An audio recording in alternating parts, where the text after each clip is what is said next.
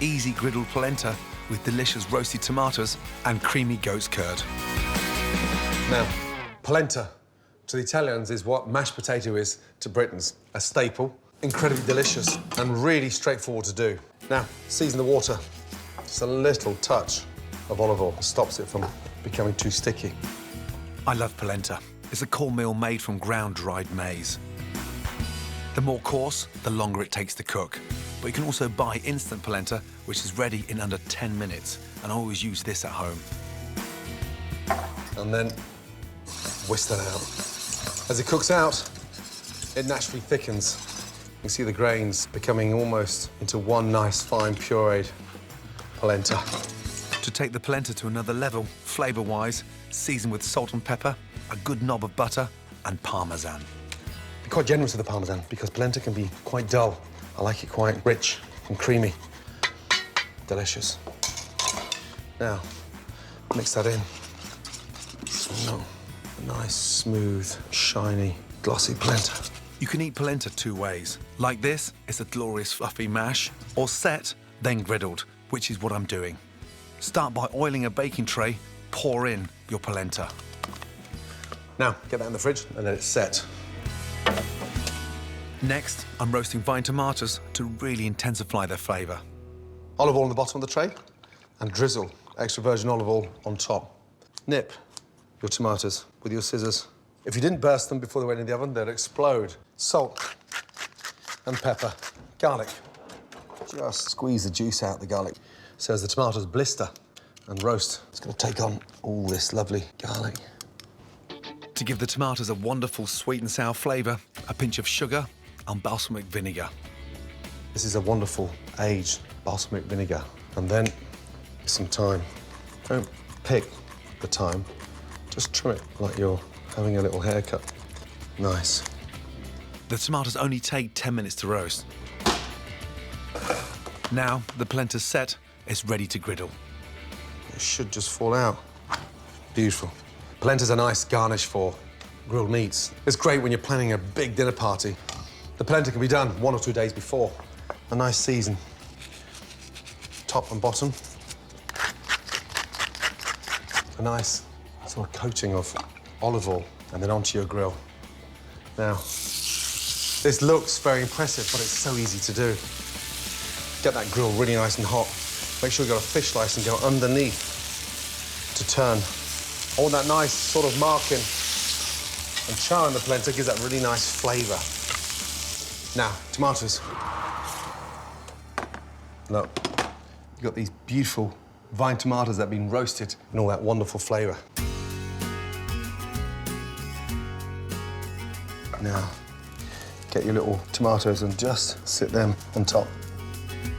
Drizzle over any remaining roasting juices. The perfect addition is a goat's curd. Goat's curd gives it that nice sort of salty, creamy taste. Goat's cheese, cream cheese or creme fraiche will work just as well. Drizzle a little touch of that aged balsamic vinegar. And then a little basil. I can't wait to dive in. This dish is fantastic when you're entertaining in the morning. Set your polenta the night before and you can have this casual brunch on the table within minutes. Fuss-free cooking that looks like a labour of love. And my incredibly easy, fragrant, crispy filo. Delicious with a simple honeyed yoghurt. Now, these are beautiful filo pastry sheets. Now, it is possible to make it, but to be honest, to try and stretch the pastry that thin and get it even is an absolute nightmare.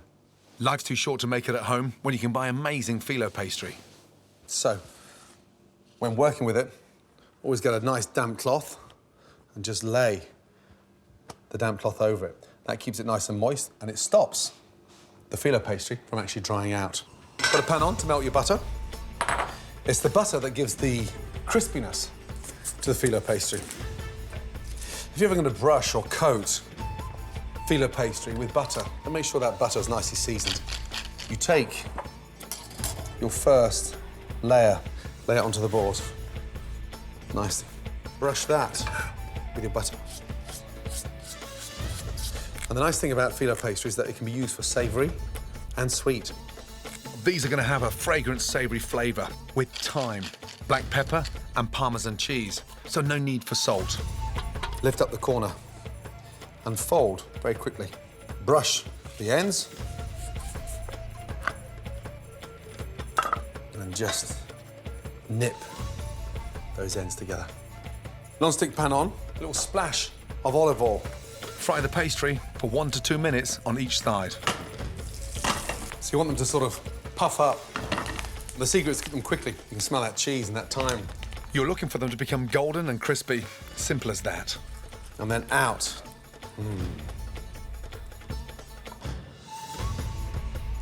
Smells delicious. And as they sit and cool down, instantly, they become really nice and crispy. The filo goes fantastically well with thick, creamy Greek yogurt and a drizzle of runny honey. And there's something quite sort of Middle Eastern about the herbs, the yogurt and the honey, and the sort of crispy textures of the filo pastry, an alternative savoury breakfast. When you want a stunning and sophisticated breakfast that mixes fragrant herbs and cheese with glorious honey yogurt, this Middle Eastern treat hits the spot, and it's so simple to make.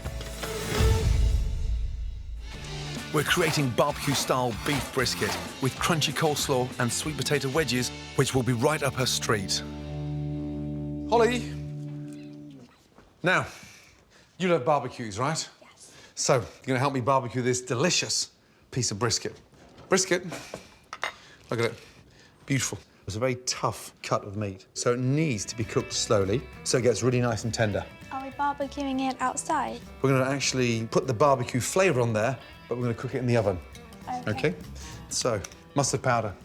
Okay? Here, we have some celery seed. Next, a little bit of salt in there.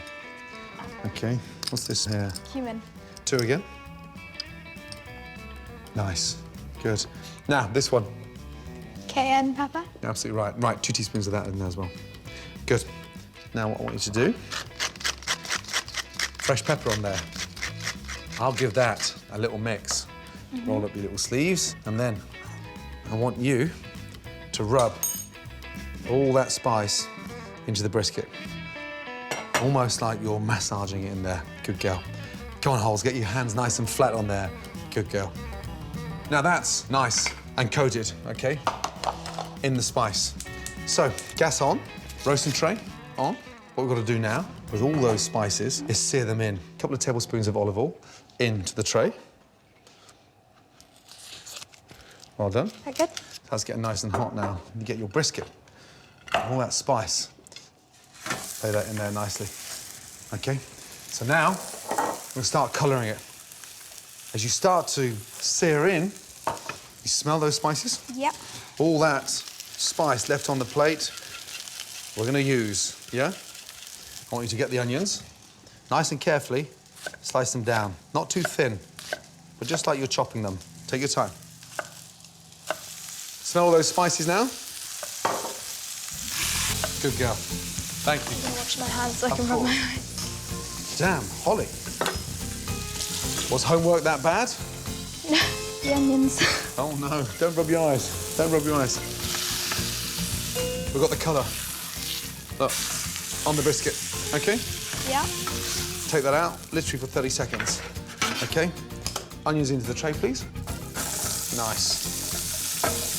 You see it's starting to smell slightly barbecuey already. Give that a little stir. Nice. Now, 1 nice tablespoon of brown sugar. What does the brown sugar do, Dad? So the brown sugar, you're going to start caramelising the onions. Right, from there, my bay leaves in, please. Good girl. Oh? Yes, please. Right, do you want to take over? Sure. Good, careful, that tray is very, very hot. A tablespoon of tomato puree. Roast that off at the bottom of the tray. Really rub it in amongst the onions. Good girl. Now, look at the colour of those onions. Right, now, time for a little drink. For the brisket.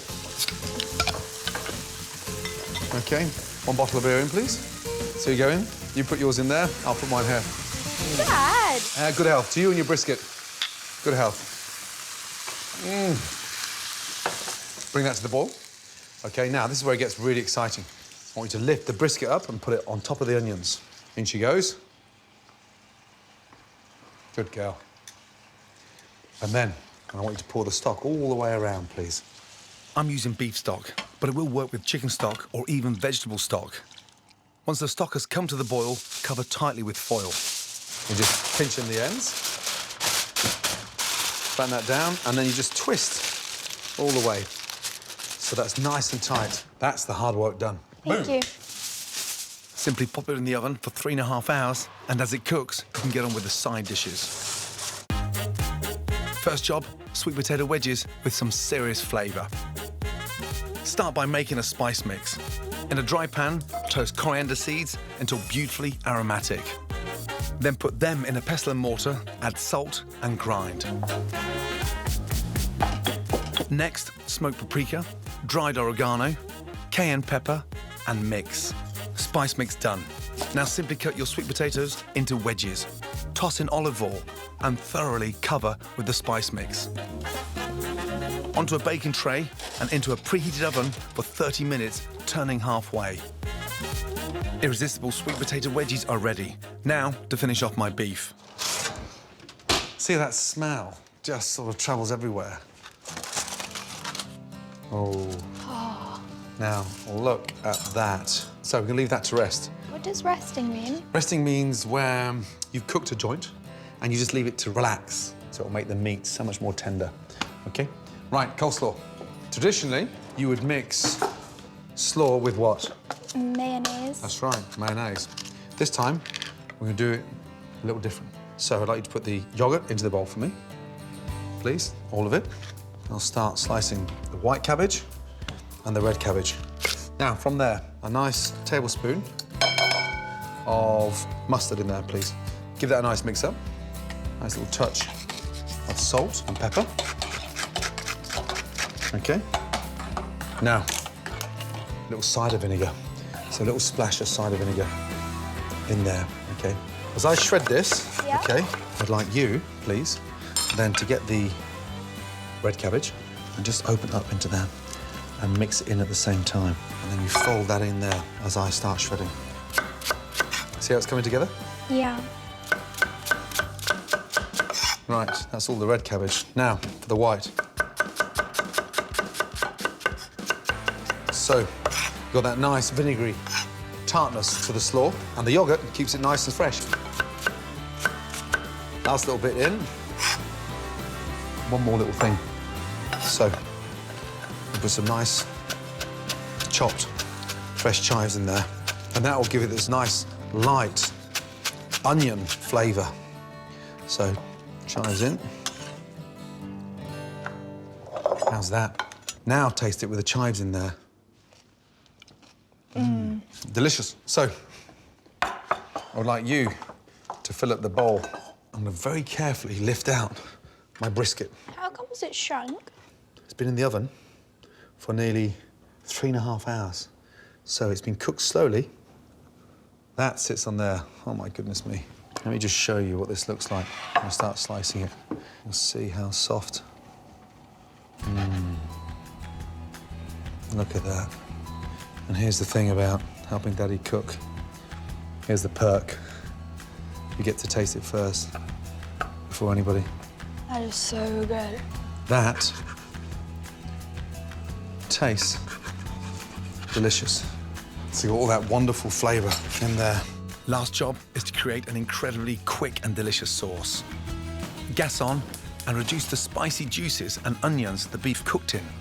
Then add in cider vinegar and you've got a brilliant tangy barbecue sauce. That, Smells nice. doesn't it? Wow. That is brisket and a half. Now the rest of it can go in the gravy pot. And that's a really nice, rich, spicy barbecue onion gravy. That, my darling, is the perfect way to serve brisket. Right, you ready? If you carry the sweet potato for me, I've got the brisket. Wow. Let's go, darling. Well done, by the way. Thank you. This is a real American beauty. Gorgeous, low and slow cooked barbecue beef brisket with sweet potato wedges and yogurt coleslaw.